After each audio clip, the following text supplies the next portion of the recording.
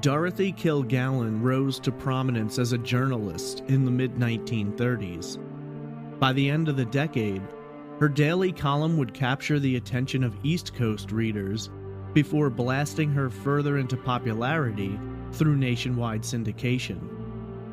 By the 1950s, she was an icon of the newspaper business, as well as a radio show host and television celebrity. In an era when journalism was dominated by male personalities, Dorothy shattered glass ceilings and became one of the most well-respected and popular journalists in the world. While her beginnings were in the direction of Hollywood gossip columns, her true passion was for investigative journalism, covering controversial stories and figures of the time. Her coverage of major murder trials was acclaimed, and her defense of those she felt were given a raw deal brought on criticism and argument, but Dorothy was not afraid to speak her mind, nor to stand up for what she believed in. The subject of lawsuits and feuds with celebrity royalty, and even the United States government, Dorothy never hesitated to voice her opinion. In 1963, the United States was forever changed when President John F. Kennedy was killed by an assassin's bullet in Dealey Plaza in Dallas, Texas on November 22nd. Dorothy was devastated, not just at the loss of a president whom she admired greatly, but John was a personal friend she had gotten to know years earlier.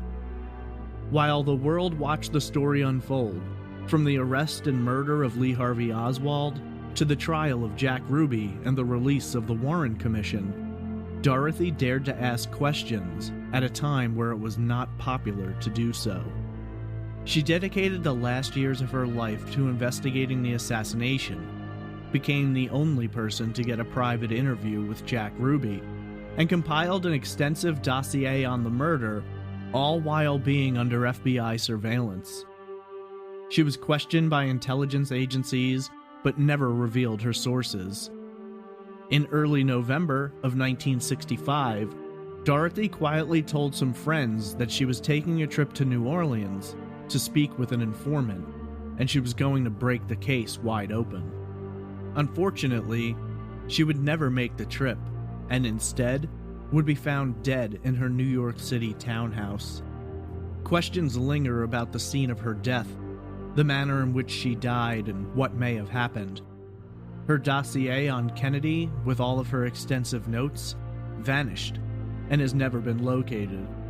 And for many, there is more to the story than has ever been revealed. What happened to Dorothy Kilgallen? Was it an accident, a suicide, or did someone wish to silence the intrepid reporter? This is Trace Evidence, Episode 54, The Mysterious Death of Dorothy Kilgallen.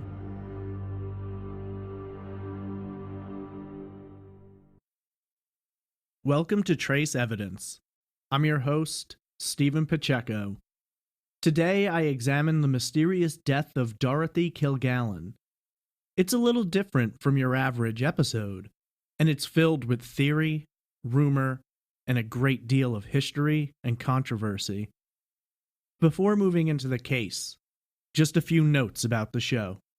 Trace Evidence is a weekly true crime podcast focusing on a different unsolved case each week.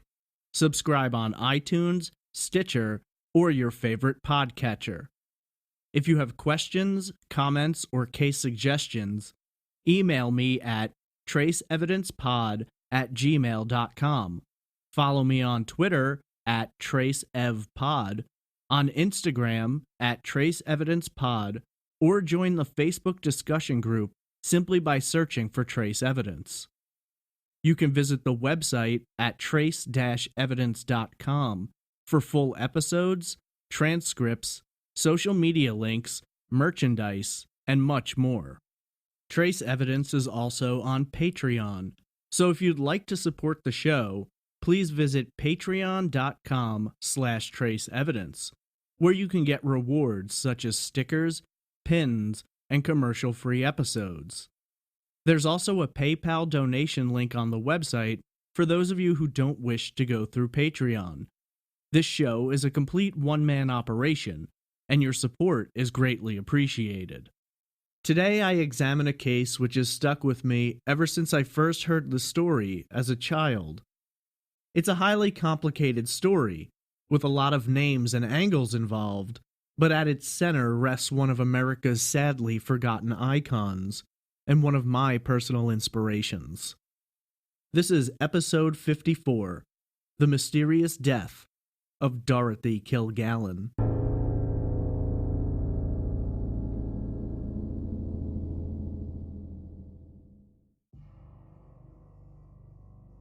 Dorothy May Kilgallen was born on July 3, 1913, in Chicago, Illinois, to parents James Lawrence Kilgallen and his wife, May Ahern.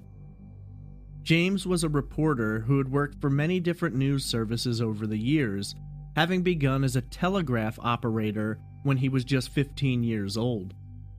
James' dedication to the news and his rising status as one of the most well-known and respected reporters in the country would have a tremendous impact on Dorothy and her future. As a young child, Dorothy was defined as inquisitive and constantly learning. For James and May, it was clear that Dorothy had an aptitude for knowledge from a young age. She especially enjoyed being read to, and with James as a reporter, he would often read the newspaper aloud for his young daughter. Due to the changing nature of James' career, the family was on the move a lot from Dorothy's early years. James worked, among many side reporting jobs, for the Chicago Tribune as a neighborhood reporter. He would later change to the Associated Press and then the United Press, and even acted as the managing editor for the Indianapolis Times for a period. Around the beginning of America's involvement in World War I, circa 1917, he became the co-owner of the Daily Boomerang in Laramie, Wyoming. The Kilgallen family, by 1919, had expanded to include another daughter, Eleanor, who would be 6 years Dorothy's junior. While still young herself, Dorothy was drawn to her little sister and doted on her alongside her mother. The family settled into a more permanent residence in 1920 when the International News Service brought James on as a roving reporter based out of New York City. While the Kilgallen family had been somewhat acquainted with life on the move, the children had shifted things, and whether he knew it or not, James' days of wandering the country working for various papers were over. He would ultimately work for the International News Service for the next 38 years. Of the major stories James covered, they included the Lindbergh baby kidnapping and the German surrender in World War II. The Kilgallen family were Roman Catholic, and so the children were raised in the church. At the time, the United States was experiencing a rampant anti-Catholic movement. While much of this anti-Catholic sentiment was most fierce in the southern states, there was still a sideways glance cast at Catholics in the north. In the late 1920s, Al Smith became the first Roman Catholic to gain a major party's nomination for president, but his Catholicism came quickly into play, with many arguing that Smith wouldn't take his orders from the American people, but would instead be at the beck and call of the Pope. Interestingly, it was this very vehement anti-Catholic point of view which resulted in a surge in Catholics showing up at the polls to vote Democrat in defense of their religion. The Kilgallen family settled in Brooklyn upon arriving in New York, and it was a very transitional place at the time. 1920, the year of their arrival, saw the ratification of the 18th Amendment, which employed a federal ban on alcohol in what has often been referred to as prohibition.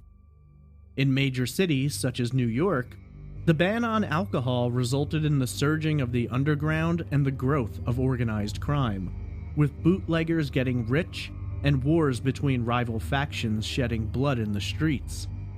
While the world around them seemed to be chaotic and questionable, James and May worked hard to provide a good upbringing and happy home life to their children.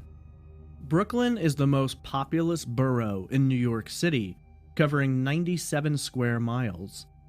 In the 1920s to 30s, Brooklyn's population boasted more than 2.5 million residents, not very different from the current population today of 2.7 million.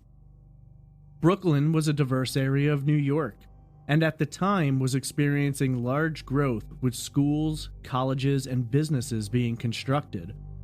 Suffice it to say, Dorothy grew up in an ever-expanding borough in the shadow of Manhattan, where her father traveled each day for work.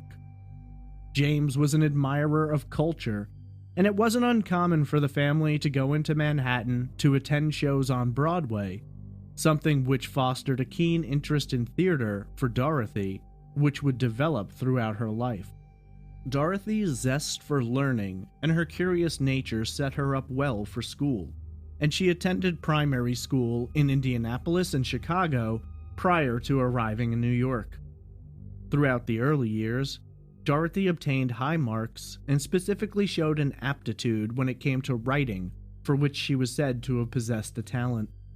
Much like her father, Dorothy had a natural ability to weave a story and to entice a reader, and this was an area she would pursue further as she entered Erasmus High School, located on Flatbush Avenue. Around this time, in 1929, the stock market crash occurred and America entered the Great Depression. While this hit many hard and resulted in mass homelessness and the rise of tent towns around the country, with New York seeing a massive one in Central Park, the Kilgallen family managed their way through as James' work as a reporter only increased. As Dorothy neared completion of her time at Erasmus High School, her interest in writing continued to grow and now encompassed journalism as well. Due partially to the influence of her father and her own innate desire to learn and share her knowledge, the possibility of a career as a reporter began to develop. Despite Dorothy's burgeoning intellectual prowess and dedication to the craft of writing, she had many obstacles to overcome. Dorothy would graduate from Erasmus in 1930, not exactly a time where it was easy for a woman to get a jump start in the field of journalism, a highly male-dominated career at the time. In spite of this knowledge, Dorothy had a reputation for her tenacity and dedication to her goals, and while the road may be difficult, she was determined to break through whatever barrier might lie in her path. Dorothy went on to attend the College of New Rochelle, a private Catholic college. Her pursuit of journalism was vivacious, and her writing had sharpened dramatically in the last few years, and the brilliant 19-year-old was certainly showing the potential to be an incredible reporter. Her tenure in college was short-lived, though, as she dropped out when she was offered a job, working as a reporter for the New York Evening Journal. While Dorothy's skill was of no doubt, it has come to be believed that this original offer came through the influence of her father. The Hearst Corporation owned the New York Evening Journal, as well as James' newspaper, the International News Service. Regardless of how Dorothy found her way into the business, her skill and talent for writing and investigating would galvanize her place and erase any snide remarks about nepotism. While Dorothy's articles were intriguing, it would be her involvement in a race which would catapult her from lesser-known writer to media darling and coast-to-coast columnist. 65 years before the television show The Amazing Race debuted and showed teams racing around the world, Dorothy Kilgallen was one of 3 New York reporters, and the only woman, who embarked upon their own race around the world. The rules were simple. The reporters had to traverse through their destinations using only transportation publicly available. The race, which was a joint venture between the newspapers and the airlines, aimed to show the ease with which one could circle the globe thanks to modern transportation, specifically airplanes. Each reporter would write articles in installments, detailing their journeys and the adventure set out before them which they would then cable over to their papers for publication. The National Aeronautic Association was responsible for tracking the time, and the race kicked off on the evening of September 30th, when each of the participants left their respective offices. The first goal was to reach Lakehurst, New Jersey, where the participants would board the famous Hindenburg Zeppelin, which would be destroyed in a tragic disaster less than a year later. It was a bad night, with heavy rain, forcing each racer to drive to the site rather than fly. Kilgallen was the last to arrive, but nonetheless, the trio were then ushered by dirigible to Frankfurt, Germany. Sometime during the trip, Kilgallen struck up a friendship with fellow reporter Leo Kieran, and the two followed much of the journey together. After Frankfurt, the next targets were Italy, followed by Hong Kong. Kilgallen and Kieran went their separate ways in Bangkok. Following Bangkok was Hong Kong, Manila, Honolulu, and then the race back home to New York. Ultimately, Kilgallen came in second, arriving back in New York having gone around the world in 24 days and 12 hours. Kieran finished last, having taken 2 hours longer than Dorothy, while Herbert Eakins of the World Telegram won, though there was some dispute about the manner in which he won, having talked himself onto a Pan American airline flight which was for crew only, breaking the rules about using publicly available transportation.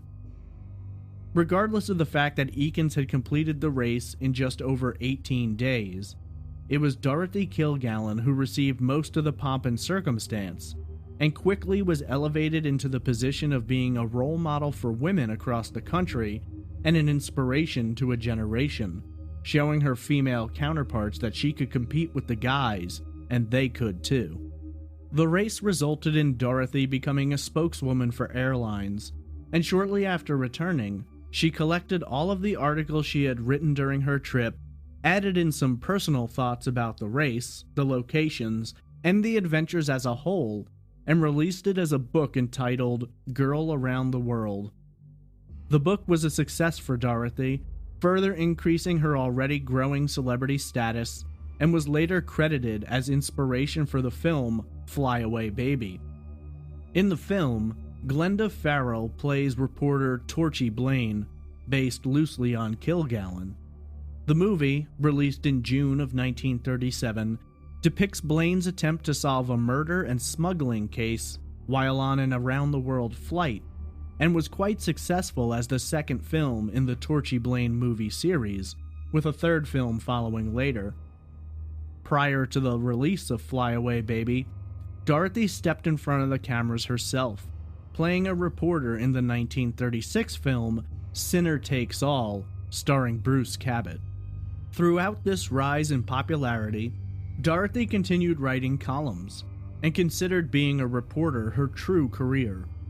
As the 1930s drew to an end, the evening journal, for which she wrote, merged with another paper, The American, and Dorothy began writing a daily column called The Voice of Broadway for the newly formed New York Journal American. The column appeared for the first time in 1938. While the columns were originally based around New York show business news and gossip, Dorothy would frequently insert more serious work, covering politics and organized crime. The columns were so well received, and Dorothy was now gaining more traction, that they were eventually picked up for syndication, and soon, the once New York-only columns began appearing in 146 newspapers nationwide, increasing Dorothy's reach and boosting her already bolstered popularity. The success of the articles was so financially rewarding that Dorothy moved her family, with whom she was still living at the time, from Brooklyn to Manhattan.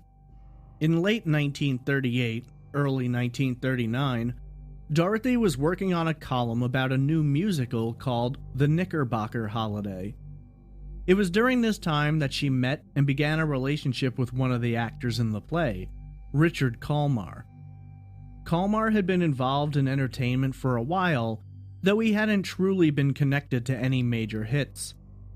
Some have argued that Colmar may have viewed Dorothy as a way to shoot himself into stardom on the coattails of her celebrity, while others have stated that it was a whirlwind romance which encompassed both of them. Colmar converted to Catholicism for Dorothy, and on April 6, 1940, 30-year-old Colmar married 27-year-old Kilgallen, who would retain her maiden name in print and popular culture.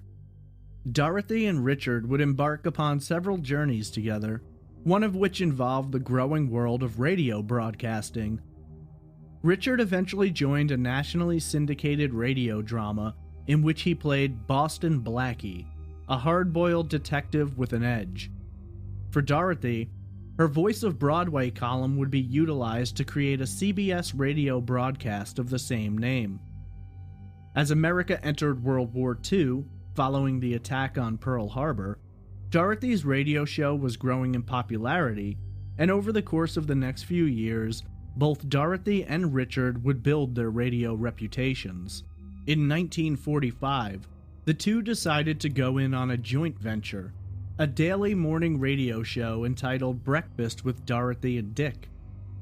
The show would air Monday through Saturday from 8:15 to 8:55 a.m., and between 11:30 and 12 on Sundays. The show was quite ahead of its time, considering today's world of podcasting. The two broadcast from their apartment, and through Dorothy's career and celebrity status, she had connections to advertisers, and so the two would frequently promote books, movies, and plays by discussing them as topics on the show. Here's a clip of that radio program. Good morning, darling. Good morning, sweetie. I hope you noticed Julius's face when he ushered our guests in this morning. I did. Well, it's 8:15, and this is Breakfast with Dorothy and Dick, coming as usual, direct from our apartment on 66th Street in New York.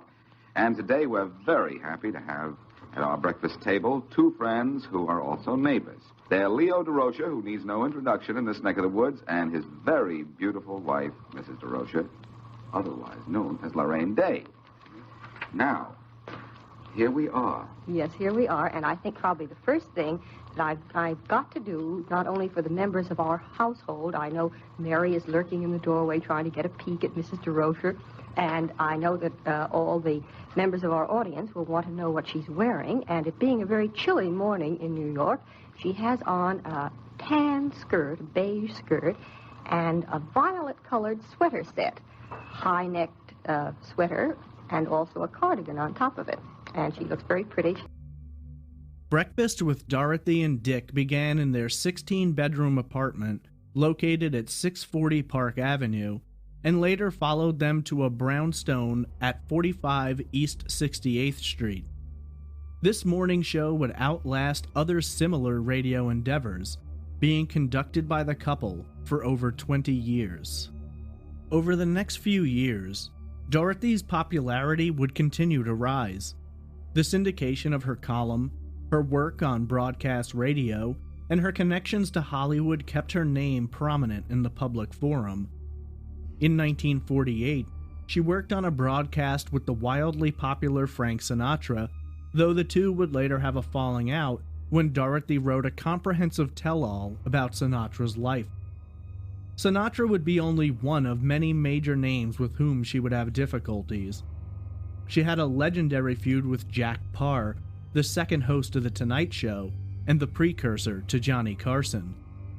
By 1950, it was estimated that Dorothy had nearly 20 million readers around the country. While she was a fine writer, many have attributed her success to an innate ability to get information that others weren't in possession of, bolstering the gossip aspect of her column. According to insiders of the time, Dorothy was consistently approached by agents to plug and promote the activities of their celebrities. Dorothy didn't believe in giving out a free promotion, and in order to do so, she has been alleged to have said to these people, quote, "Bring me 3 detrimental stories concerning other stars, and I will include a good piece about your client." End quote. This typically wasn't a difficult requirement to meet, as the competition between rival stars was intense, and the ability to smear a competitor was quickly taken up. In 1950, Dorothy made yet another splash in the public eye when she was invited to be a panelist on a new television game show entitled What's My Line? The game show involved a 4-person celebrity panel asking questions of a guest in an attempt to determine their occupation. Over the years, the show became wildly popular and saw many celebrity mystery guests, including the likes of Sean Connery, John Wayne, and Julie Andrews. Here's a clip of Dorothy's first introduction. Here to my right is my favorite Broadway columnist and girl about town, Dorothy Kilgallen. Thank you. I would like to introduce that wonderful Toastmaster, raconteur, and former governor of New Jersey, Harold Hoffman. Dorothy would serve as a panelist from the inception of the show until her death 15 years later. For many who knew Dorothy, both in print and by her voice on the radio, this introduced them to another side of her, and it was clear that in the world of celebrity, while Dorothy was not quite as widely known as movie stars of the time, she was one of the most well-known female figures in America. Just a few years later, while Dorothy continued to write gossip columns, she began to expand her investigative side and to publicly explore many areas which would bring controversy and criticism. In 1954, Dorothy covered the murder trial of Dr. Samuel Sheppard. If that name sounds familiar, it's because the arrest and trial of Sheppard became the basis for the television series The Fugitive, which was later made into a film starring Harrison Ford and Tommy Lee Jones.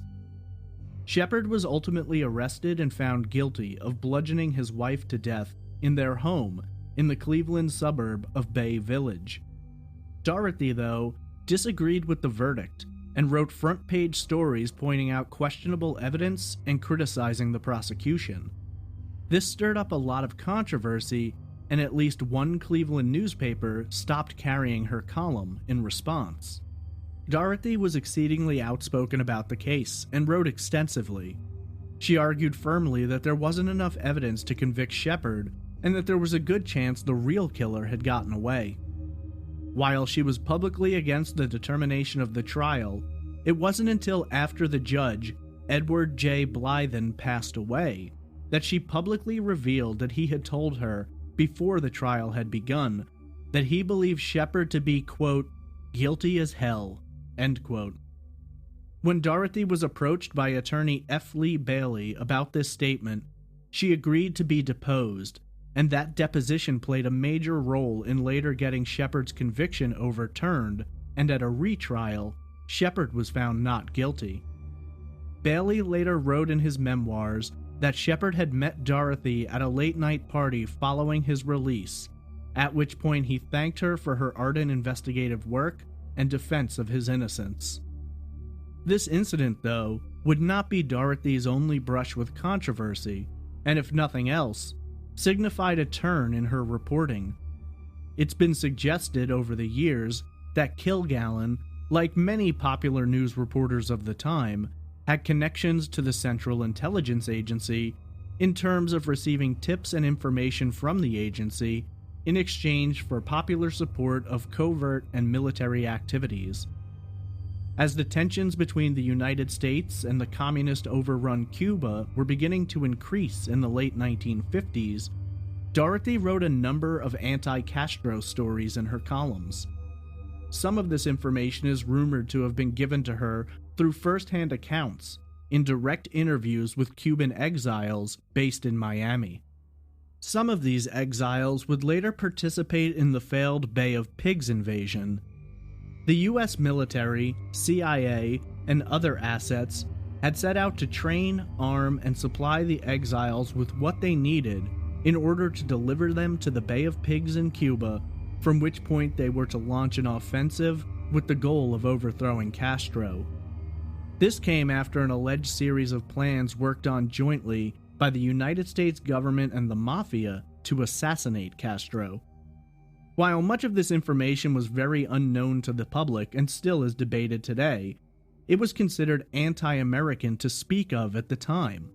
But Dorothy released a column on July 15, 1959, in which she became the first major journalist to suggest publicly that the CIA and Mafia may be working together.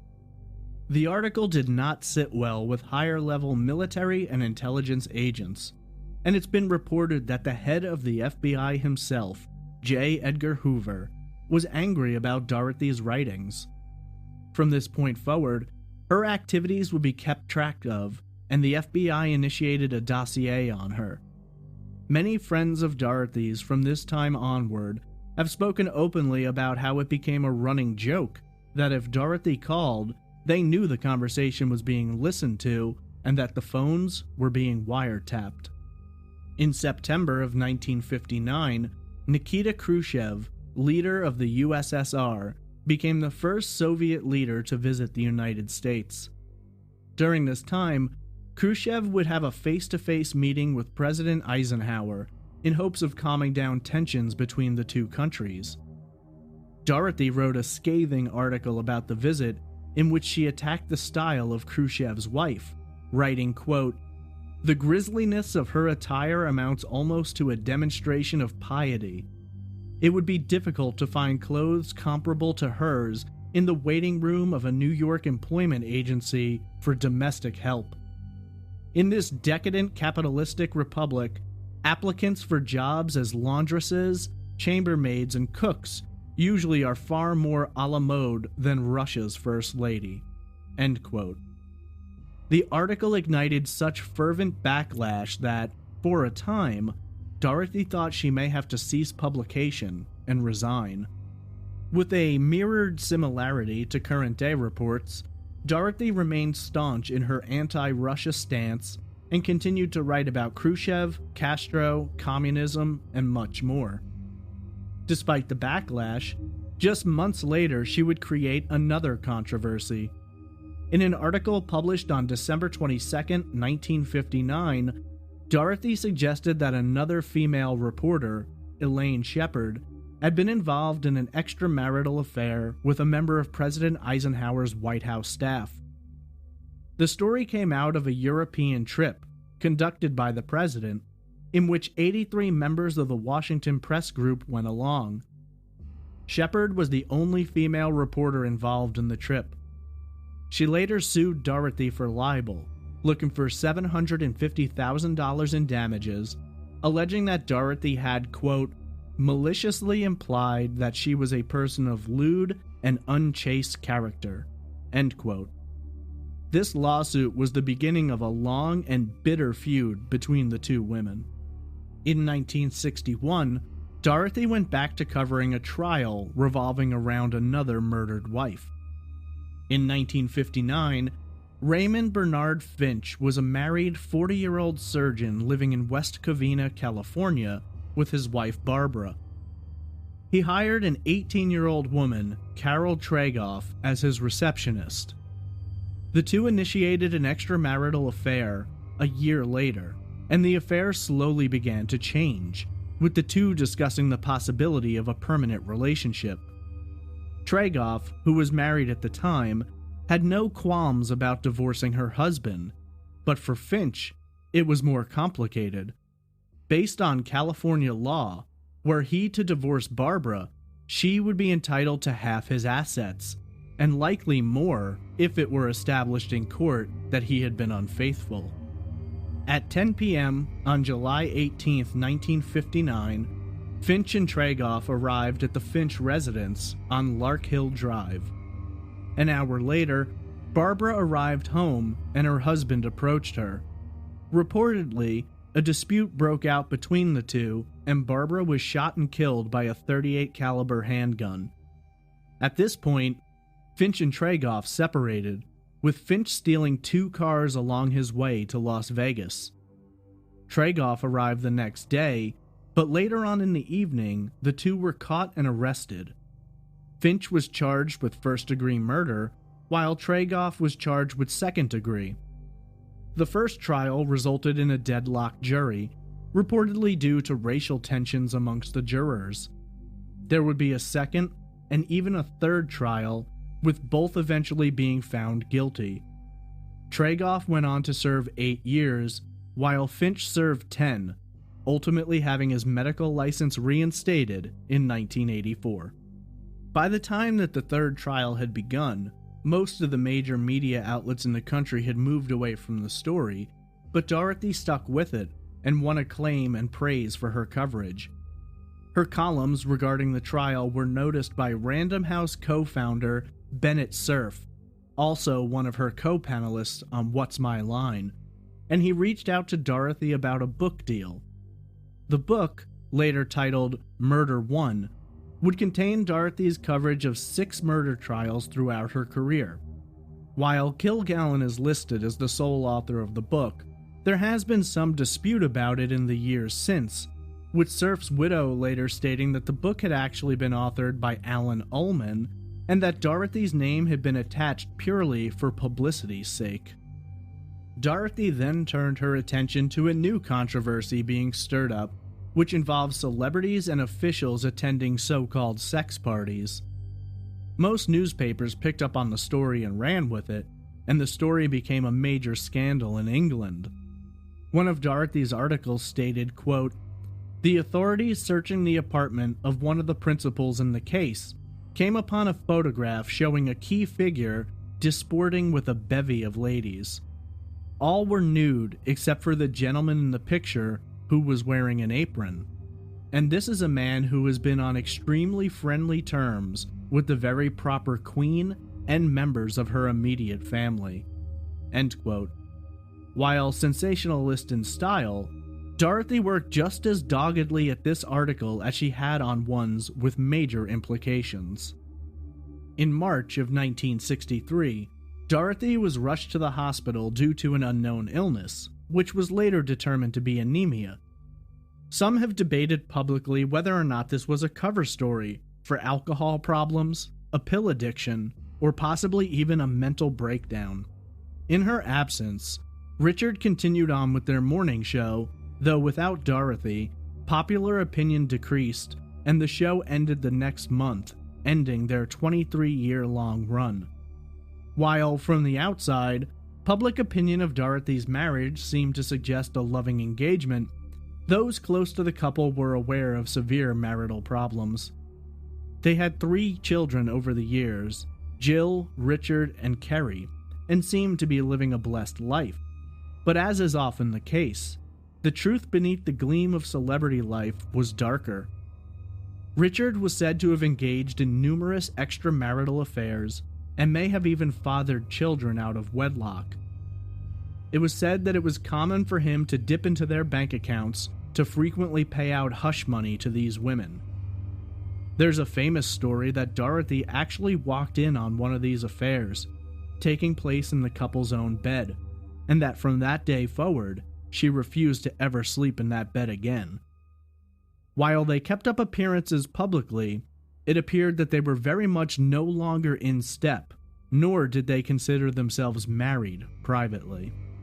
Throughout her illustrious career, Dorothy had made friends with a great number of celebrities and public figures. One friend in particular was future President of the United States, John F. Kennedy. The two had met through a mutual friend, Florence Pritchett. Friend may be the wrong term, though for while she was friends with Dorothy, she was one of JFK's mistresses. The two struck up a friendship, and Dorothy became close to Kennedy, and through their friendship, she gained a great deal of knowledge and insight. While she was a gossip columnist, among other things, she refused to cover the more questionable stories about Kennedy's extramarital affairs. On August 3, 1962, she wrote a mysterious article in which she discussed a prominent man in politics engaging in an affair with Marilyn Monroe. She never named the man, though the public automatically assumed it was JFK. Dorothy would later allege that she'd actually not been talking about John, but rather his younger brother and then Attorney General, Robert Kennedy. Dorothy became the first journalist to discuss this story, which internally was well known at the time. Back then, newspapers often kept things such as this secret in order to protect the president or other popular names, but all of that would change. Some have debated whether Dorothy elected to write this piece, or if in fact she faced outside pressure to do so. Shockingly, just 2 days after the article was published, Monroe was found dead, and Dorothy began to wonder if those who had urged her to write the article had done so in hopes of smearing the Kennedys. Rumors began circulating that Bobby had had Monroe killed in order to protect the secret. On November 22, 1963, President John F. Kennedy was assassinated in Dallas, Texas, while his motorcade moved through Dealey Plaza. Lee Harvey Oswald was later arrested for the murder of Dallas police officer J.D. Tippit, and then also charged with the assassination of Kennedy. Oswald was, in turn, shot and killed by Dallas criminal and club owner Jack Ruby before he could go to trial for the assassination. Dorothy was absolutely devastated by the news, having not only been friends with Kennedy, but also a staunch supporter of his administration. The shock to the country was astounding, and even today, those who were alive remember where they were when they learned of the assassination. It was a flashbulb moment for the United States, and perhaps even the world, and goes down in history as one of the most controversial incidents ever. 7 days after the assassination, President Lyndon Johnson assigned the President's Commission on the Assassination of President Kennedy, which would later become known as the Warren Commission, since it was chaired by then Chief Justice of the Supreme Court, Earl Warren. In the years since, many have stepped up to question the veracity of the claim that Oswald was the lone assassin, let alone the quality of examination conducted by the Warren Commission itself back in 1963. Few people imagined that the government would conceal the truth about such a major incident, let alone possibly play a role in the assassination itself. Dorothy Kilgallen, though, was never afraid to follow her gut, and to her, something was wrong with the official story. Being a reporter with a great deal of knowledge and experience in covering major crimes and trials, she quickly became fixated on gathering information about the assassination, while also focusing in on the pending trial of Jack Ruby. One of her first acts was to reach out to a contact she had in the Dallas Police Department.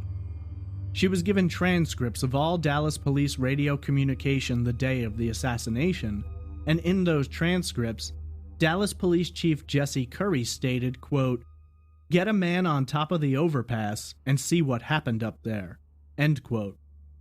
Kilgallen later wrote an article that Curry had lied to the media when he had told them that he believed from the first moment that the shots had been fired from the 6th floor of the school book depository where Oswald was said to have been. It would be Dorothy's investigation into the Kennedy assassination which would stir up the greatest amount of controversy in her life.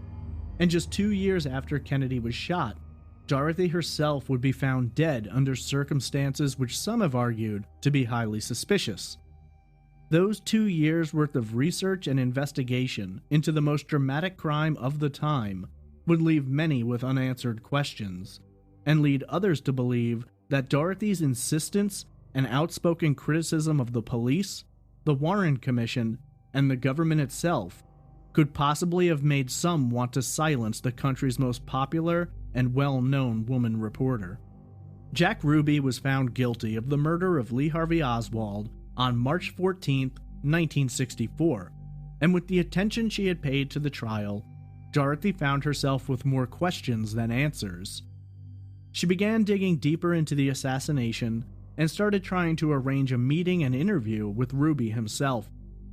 The Warren Commission report was released initially in an 889-page report in September of 1964, though in November, the entire report would be released in a 26-volume text consisting of supporting documents, depositions from over 552 witnesses, and more than 3,000 evidence exhibits. Interestingly, Dorothy had someone inside the commission who was passing her information. Prior to the official release of the report, Dorothy received a 102-page segment specifically detailing Jack Ruby's involvement with the commission. She wrote several columns in which she released this information, allegedly so that when the official report was released, these details would have to be included. In response to these columns, the FBI began investigating the leak and sought out Dorothy for answers. They were already maintaining a dossier on her, but now it seemed that their interest was more heightened. Dorothy was extensively interviewed, though she was later reported to have said, quote, "I'd rather die than reveal the source," end quote. In an article published on September 30th, 1964, Dorothy wrote about the encounter and then added that the FBI, quote, "might have been more profitably employed in probing the facts of the case rather than how I got them," end quote. She would later write in another column, quote, "The American people have lost a beloved president. It's a dark chapter in our history, but we have the right to read every word of it," end quote. It was shortly after the publication of the leaked pages that Dorothy was contacted by Mark Lane.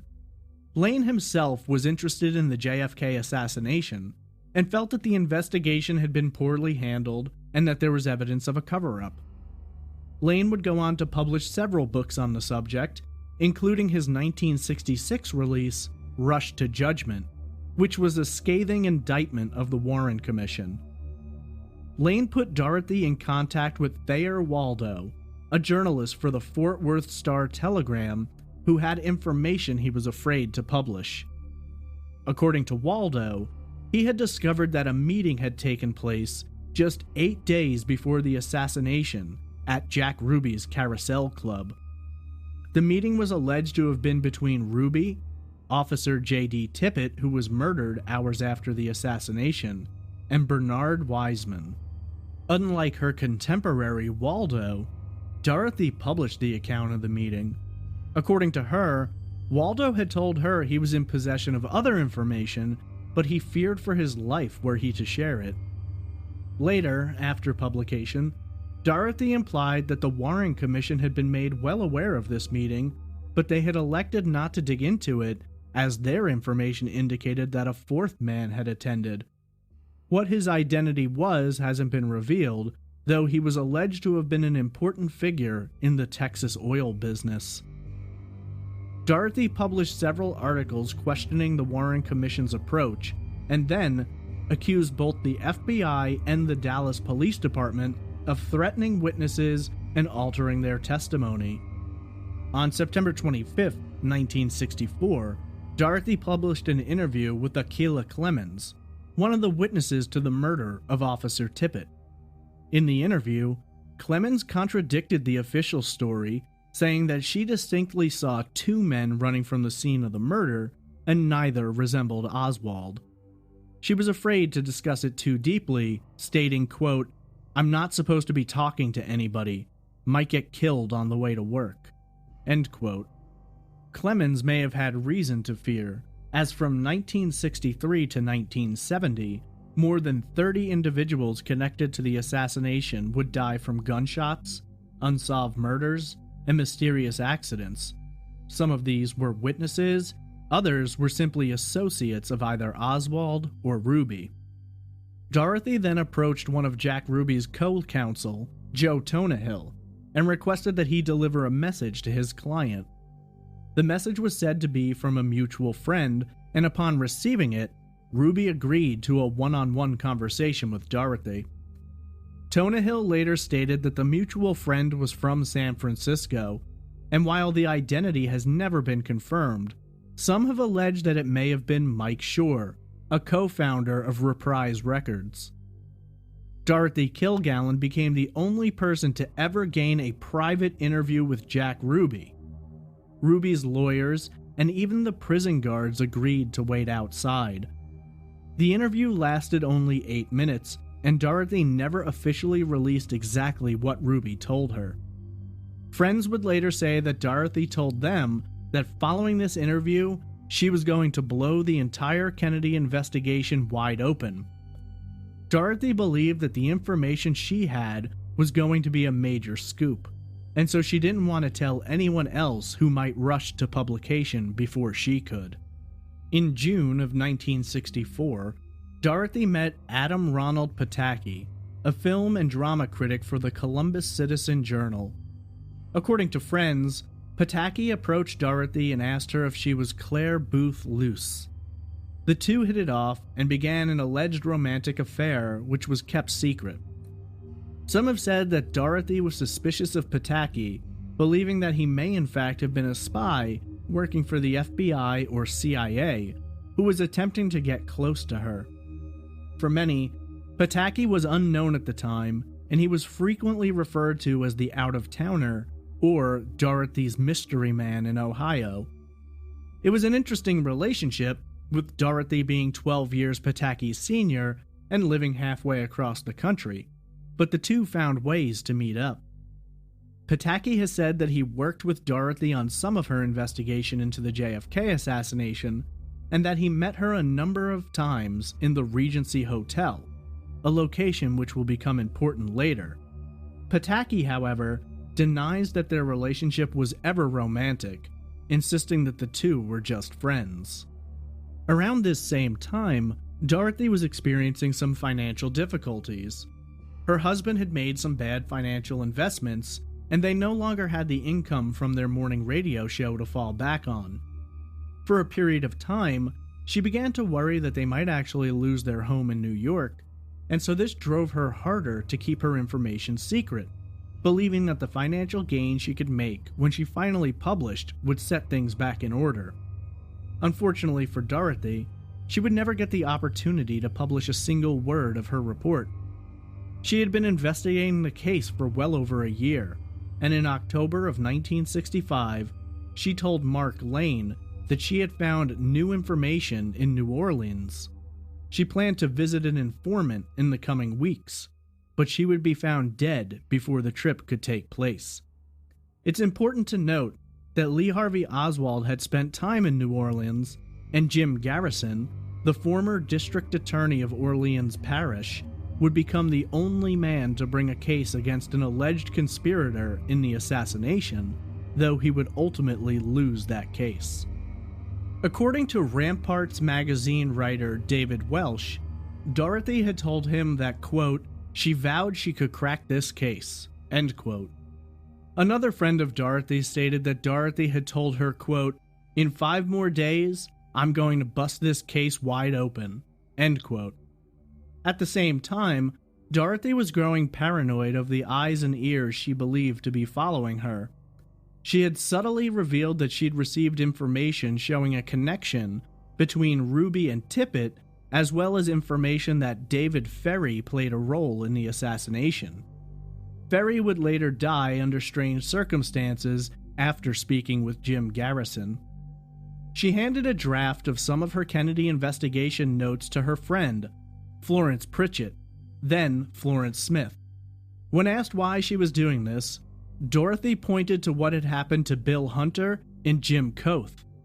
Hunter and Koth had been looking into the assassination, and both had visited Jack Ruby in jail.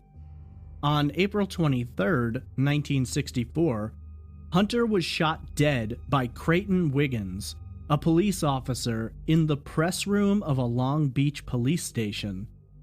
Wiggins initially claimed that his gun had fallen and accidentally discharged, though this was proved impossible in court.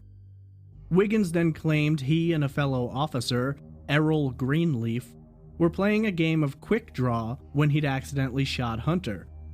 Greenleaf alleged that his back was turned at the time and he didn't see what happened. Both were later convicted and sentenced to 3 years probation. Jim Koth moved forward and had planned to publish a book about the assassination, but his life ended on September 21, 1964. It was later determined that someone had broken into Koth's apartment and killed him with a blow to the throat. On November 7, 1965, Dorothy had plans to tape an episode of What's My Line. The show was taped live in the evening. According to her makeup artist and close friend, Mark Sinclair, she was in an upbeat mood and was her usual fun and kind self. The episode taping went forward without issue, and Dorothy headed out to grab a drink after the show, as was customary. Dorothy had no way of knowing this would be her final appearance on the show. Here is a clip of her last appearance. Panel, I will admit we're being tricky, and we have perhaps 3.5 minutes to see what you can do. We'll tell you that Miss Kane is self-employed and deals in a service, and we'll begin with Dorothy Kilgallen. Could I use your service, Miss Kane? I think so. Could Mr. Randall? Yes? You're quite sure about him, aren't you? Reasonably. Well, You may be, Miss Kane. If we had need of your service, would we go to you rather than ringing you up and summoning you? You would have to take the initiative to utilize the service, yes.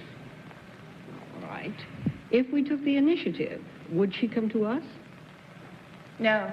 Is there anything entertaining about your work? I would say yes. You would. Then I would agree with you. Are you in the communications field? Yes. Are you in radio? No. Is she a writer? Yes. Right. Good. And good night, Dorothy Kilgallen. Good night, John. Good night, Tony. Please come again. I will indeed. Thank you.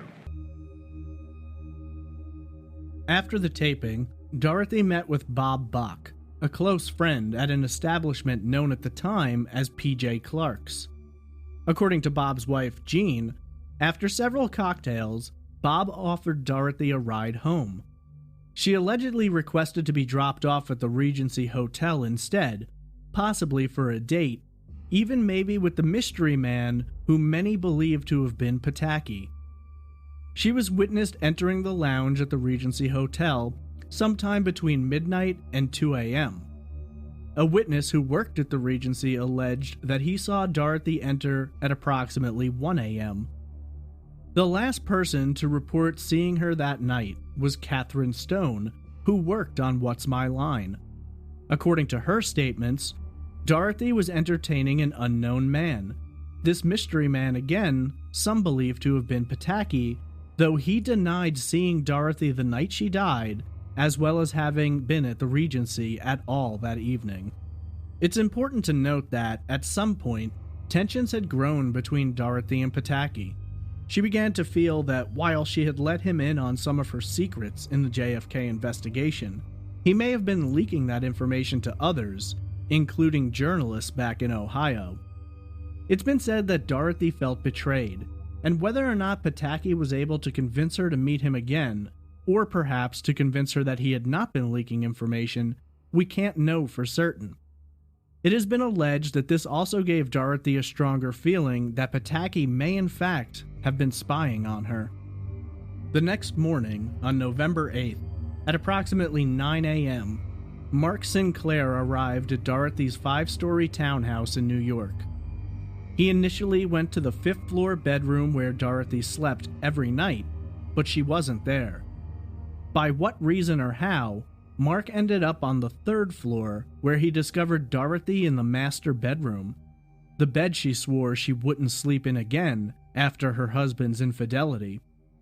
Interestingly, her husband was asleep in his usual room on the 4th floor.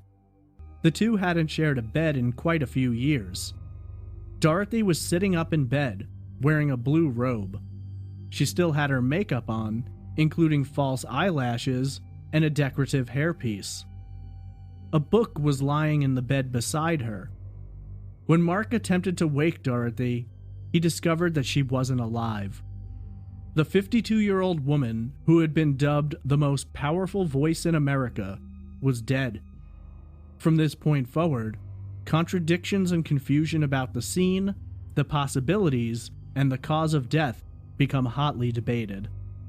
The arrival of investigators has been debated, with some stating that they were called and arrived shortly after the discovery was made, and others suggesting that police actually didn't arrive until after they'd heard about Dorothy's death broadcast on local television stations. Upon arrival, investigators found little to lead them to believe that Dorothy's death was related to foul play. There were no signs of a struggle. There was no bruising or marks on Dorothy's body.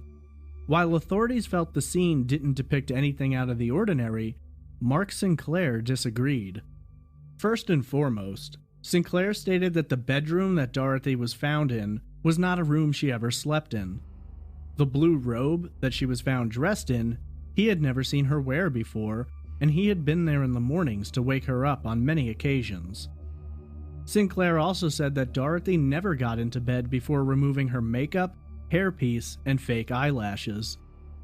The book, The Honey Badger, written by Robert Ruark, had been found open in the bed by her side and was one which she had already read, and in addition to this, her glasses were not located nearby and she was unable to read without them. Sinclair also told authorities that Dorothy had told him that she'd been receiving threats. Despite these claims from Sinclair, investigators didn't feel that they signified anything of great importance. There was, however, one question which remains at the core of the debate surrounding Dorothy's death today. The notes she had compiled for her book about the JFK assassination were never located. The file, which she kept either close to her or locked away, has to this day never been located and was missing from her room when her body was found. As previously mentioned, Dorothy had given a rough draft of some of the information to her friend, Florence Pritchett Smith. In a strange turn of events, Florence herself passed away just 2 days after Dorothy's body was found. Florence's death was ruled to have been due to a cerebral hemorrhage, and it was said that, at the time, she was suffering from leukemia. What notes Dorothy provided to Florence were also never discovered. Dorothy's husband, Richard, was questioned by authorities. According to his statement, which changed several times, he'd recalled Dorothy arriving home at approximately 11:30 p.m. Richard claimed that Dorothy was in good spirits and was heading to type up part of her column, and that was the last he'd seen of her. Of course, witnesses placed Dorothy out still at 1 a.m. the night before she was found, which seems to call Richard's accounting of events into question.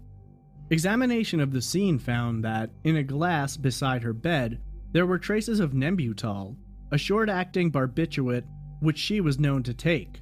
There was also an empty sleeping pill bottle. In what many consider a strange similarity, and others dismiss as mere coincidence, Dorothy's body had been found in a similar state to that of Marilyn Monroe, whose ultimate cause of death was determined to be a lethal combination of alcohol and barbiturates. When writing about Monroe's death in her own column, Dorothy had asked, quote, "If she was just trying to get to sleep and took the overdose of pills accidentally, why was the light left on?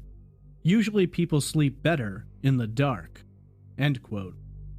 Dorothy's light was also found to have been left on the night she died, and much like Marilyn Monroe, her death too would be attributed to an accident related to a lethal mixture of alcohol and barbiturates.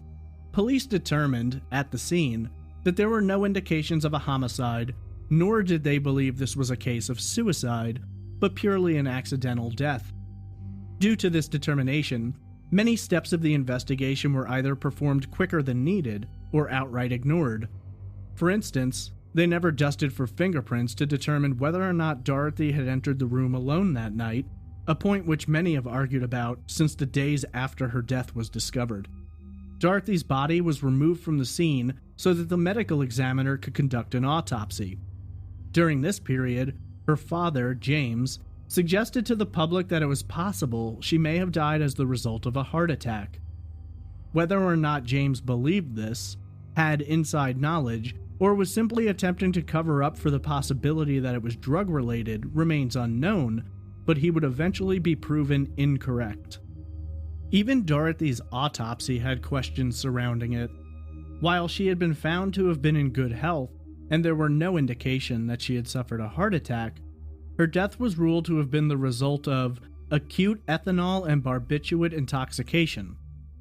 Interestingly, the medical examiner jotted handwritten notes beside this, stating, quote, "circumstances undetermined," end quote. That note would become the source of much debate and controversy, as some felt that it suggested that while Dorothy's death may have come as the result of alcohol and pills, there was some question about whether or not Dorothy had taken the pills willingly. The autopsy was conducted by New York City medical examiner Dr. James Luke, but curiously, it's not Luke's signature which appears on her death certificate. The signature on the certificate belongs to Dr. Dominic DeMeo. He was asked about why his signature was there and responded that he had no idea. He wasn't even working out of Manhattan at the time and played no role in the autopsy. The autopsy itself wasn't actually conducted in Manhattan, where Dorothy died, but instead, Brooklyn. Another strange detail in the medical examiner's report was the presence of nicotine. According to the report, large quantities of nicotine were found in Dorothy's blood, but there was an issue with this. Dorothy Kilgallen was not a smoker. While the cause of death had appeared to have been determined, there were some who disagreed with the findings that the death was purely accidental.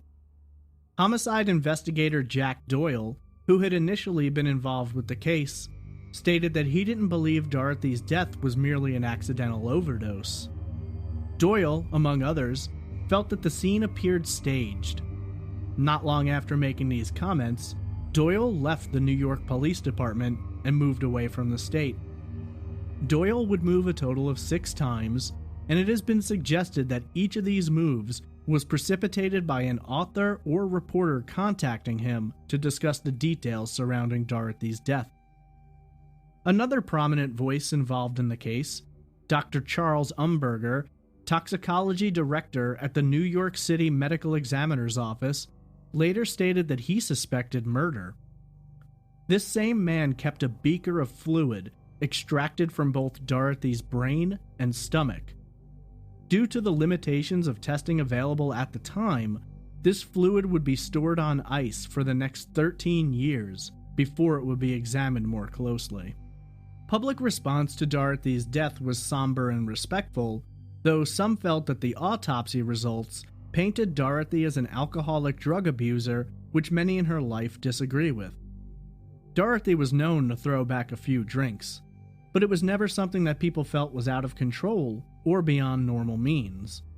As for the pills, Dorothy did have difficulty getting to sleep, and was known to take prescribed pills to aid with this, but no one close to her has ever come forward to suggest that any kind of drug abuse was being conducted. Her fellow panelists on What's My Line paid tribute to Dorothy in their next episode, and here is a clip from that tribute. Now, until next week, good night, Arlene Francis. Thank you, John, and I just want to say that in the more than 15 years of Sundays that we've spent together on this program, we have become not just associates, but a kind of family. And so it is not so much as a co-worker that we miss Dorothy, though certainly she was a game player that was better than almost all the rest of us. It is really as a family that we are saddened by her absence. Good night, Steve. Good night, Arlene. The fact that we didn't get any of the first 3 contestants tonight, John, establishes, as Arlene has indicated, that even just purely as a game player, Dorothy is very dearly missed. But of course, that's not a very important consideration. She's missed as a human being. The world knows her as a very brilliant woman, very quick-minded and very intelligent, the writer of a very fine newspaper column. But we all think it's more important that she was also a very fine wife and a very fine mother and a fine human being, and we miss her in those capacities. Good night, Kitty. Tonight I'm sitting in Dorothy's seat, but no one could ever possibly take her place. Good night, Bennett. Well, a lot of people knew Dorothy as a very tough game player. Others knew her as a tough newspaper woman. When she went after a story, nothing could get in her way. But we got to know her as a human being, and a more lovable, softer, loyal person never lived.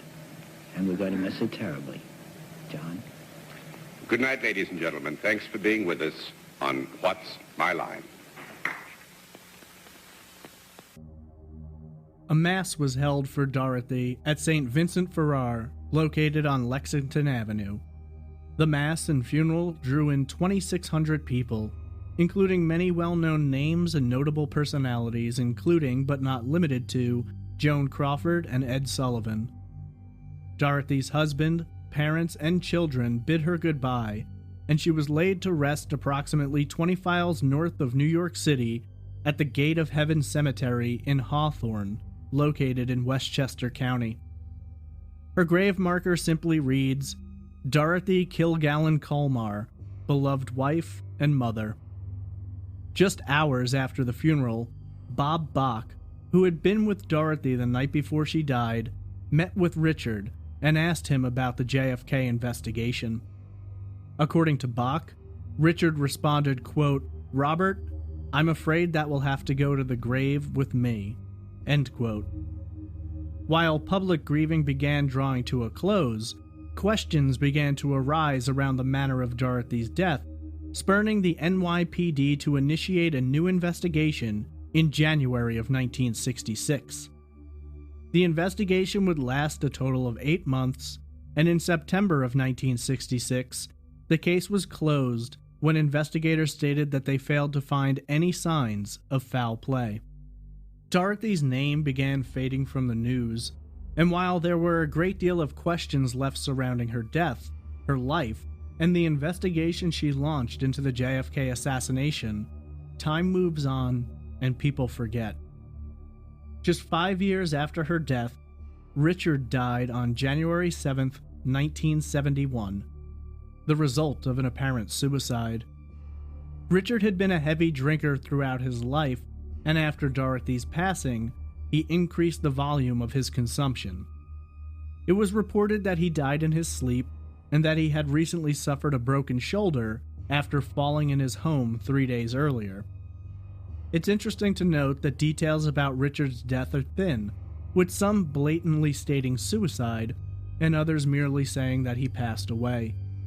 Regardless of the case, Richard was buried in the same plot as Dorothy, several feet above her.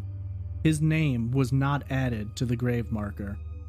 In 1978, biographer Lee Israel was working on a book about Dorothy's life. Through her investigation, she discovered that the fluid had been taken from Dorothy's body was still in storage with the New York State Medical Examiner, and so she pushed to have it tested. The results came back with an interesting determination. While it had been known at the time that Dorothy had barbiturates in her system, the kind and quality was not previously known. New technology allowed for the ability to get finer detail, and it was determined that Dorothy died not as the result of a barbiturate, but of multiple barbiturates, 3 in particular: amobarbital, pentobarbital, and secobarbital. These were 3 slow-acting sleeping pills, and this initiated a theory that Dorothy's death may have been the result of someone slipping the pills into her drinks during her night out, and ultimately causing her death hours later. Further documents, later released, also indicated that the glass found on Dorothy's bedside did contain barbiturates, but not in pill form, rather powder residue, suggesting that someone had opened capsules and poured them into the drink. Dr. Michael Baden, who later would become New York City's chief medical examiner, told Israel that the dosage of barbiturates in Dorothy's system was not indicative of an accidental overdose. In fact, it was the equivalent to taking 15 to 20 100 milligram secanols. Over the course of the next 40 years, the debate would ebb and flow. Occasional documentaries would be released discussing the conspiracy aspects of Dorothy's death. Articles, usually written around the anniversary of her death, called attention to the story, but the more years passed, the greater the distance grew between accounts of Dorothy's life and death, which were slowly being replaced with articles debating the veracity of conspiracy theories. Somewhere in the mix, as the JFK theories grew more prominent, Dorothy's name began getting lost in the shuffle, and today, this woman who was once an icon of female power and prowess has been gradually brushed under the rug. Dorothy's children went on with their lives, growing up, remembering the woman who was their mother, while others considered Dorothy to be, perhaps, the woman who knew too much. Due to the urging of author Mark Shaw, and some information which he had released in a new book about Dorothy's death entitled The Reporter Who Knew Too Much, the Manhattan District Attorney announced in January of 2017 that they were going to take a look into accusations of homicide. more than 51 years after Dorothy was found deceased in her townhouse, the investigation would be re-examined for the consideration of possibly reopening it. Shaw felt strongly that the DA needed to speak to Pataki, 81 at the time. Biographer Lee Israel felt similarly, stating to the press, quote, "He had something to do with it," end quote. In addition to his suspicion of Pataki, Shaw has argued that Dorothy's death may have involved members of the Mafia, specifically Carlos Marcello. Much like the 1966 investigation into Dorothy's death, this one too lasted 8 months. In September of 2017, the New York District Attorney said that they had found no evidence to suggest that Dorothy's death was the result of a homicide. The DA's office said that they would be willing to examine any new evidence which could be provided in the future, but that at this time, they simply didn't have anything to point them towards foul play. When asked for comment about what they did find, the DA's office elected not to respond. 53 years after the death of Dorothy Kilgallen, her name remains inexorably connected to conspiracy theories, after she herself spent the last years deeply investigating conspiracy theories surrounding the death of her friend, President John F. Kennedy. The 1960s are known as a time of assassinations, with JFK being killed in November of '63, Malcolm X in February of '65, Martin Luther King in April of '68, and Robert Kennedy 2 months later in June of '68, along with countless others. Does Dorothy Kilgallen belong on this list? Or was her death sadly the result of an accident, a lethal combination of alcohol and barbiturates? There are 3 essential theories in the death of Dorothy Kilgallen. The first theory argues that Dorothy's death was in fact the result of an accidental overdose, and that all of the conspiracy aspects of the case are misplaced, and that while there are mysterious details about her death, this does not necessarily imply that anything sinister had taken place. Many believe that, in the absence of evidence which may have made things more clear, people have dug into a mystery that simply has no basis. The second theory suggests that Dorothy's death was neither an accident nor a homicide, but may have been intentional. Supporters of this theory feel that Dorothy had crumbled under the pressure, found herself addicted to pills and drinking heavily, while facing financial ruin and emotional distress, and that the brilliant woman elected to end her own life. Some have gone so far as to argue that Dorothy herself may have been responsible for some of the mysterious aspects, electing to do things out of the ordinary to raise questions about the manner of her death. The third and final theory has several different aspects to it, but ultimately revolves around the premise that Dorothy was in fact murdered. Some believe that Dorothy may have been murdered by her husband, Richard, whose career was trailing off and his drinking may have only increased his jealousy of Dorothy's time in the spotlight. Others believe that Dorothy may have been targeted by the Mafia, who feared what information she might uncover in her investigation in connection to the assassination of John Kennedy and their potential involvement working with covert agencies. Yet others believe that Adam Ronald Pataki, the man alleged to have been Dorothy's secret boyfriend, may in fact have either murdered Dorothy for unknown reasons, or perhaps even been working as a covert agent sent to infiltrate her inner circle. And the final aspect contends that Dorothy Kilgallen, having upset the intelligence agencies of the United States multiple times, had caused them to finally lash out, not knowing what information she may have uncovered, in an attempt to silence her and destroy all of her research. The life of Dorothy Kilgallen was iconic and dramatic. This tough, smart, and tenacious woman broke down barriers and shattered the glass ceiling for women in the media. It was through her hard work, dedication, and intellectually driven and thought-provoking journalism that she would become an A-list celebrity, sharing drinks with singers, actors, and the royalty of Hollywood. Despite the glitz and glam, her numerous appearances on television, and her few roles in film, Dorothy's first love was always journalism.